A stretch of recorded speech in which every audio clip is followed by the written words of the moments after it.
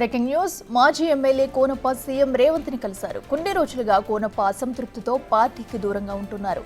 పరిస్థితిని చక్కదిద్దేందుకు సీఎం పిలిచి మాట్లాడారు. దీంతో కోనప్ప పార్టీలోనే కొనసాగుతున్నారని ప్రకటించారు.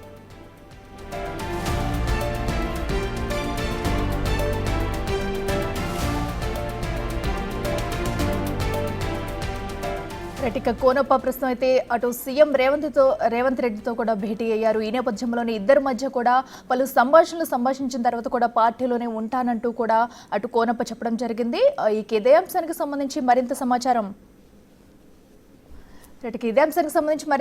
మా ప్రతినిధి అంజయ్ అందిస్తారు. అంజయ్య, చెప్పండి. అటు కోనప్ప పార్టీలోనే కొనసాగుతోనంటా కూడా ఒక ప్రచారం అయితే చేశారు. దీనికి సంబంధించి అప్డేట్స్ ఏంటి?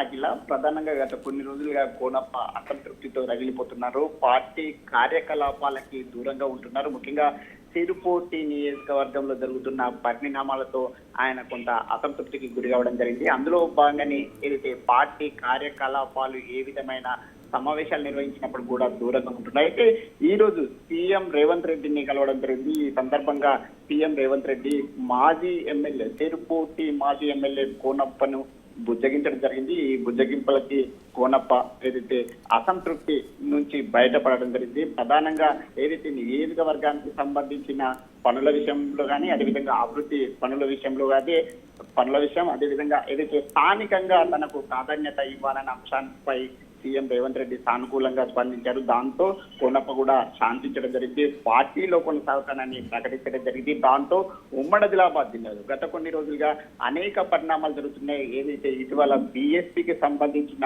ఏదైతే పట్టభద్రుల అభ్యర్థికి కోనప్ప మద్దతుగా ప్రచారం చేయడం వివాదం తలెత్తింది. దాంతో ఇప్పుడు సీఎం కలవడం, ఆ తర్వాత బుజ్జగించిన తర్వాత మెత్తబడటంతో గ్రాడ్యుయేట్ ఎన్నికల్లో మరొక ఏదైతే కోనప్ప మెత్తబడటంతో ఒక ఊపు వస్తుంది. అదేవిధంగా ఉమ్మడి ఆదిలాబాద్ జిల్లాలో పార్టీ మరింత దూకుడుగా వెళ్తుంది. అదేవిధంగా తిరుపతి నియోజకవర్గంలో ఏవైతే వివాదాలు ఉన్నాయో ఆ వివాదాలన్నీ కూడా సమసిపోయినట్లేనని ఏదైతే కోనప్ప ప్రకటించడం జరిగింది. Akhila. Right Anjaiah, thank you.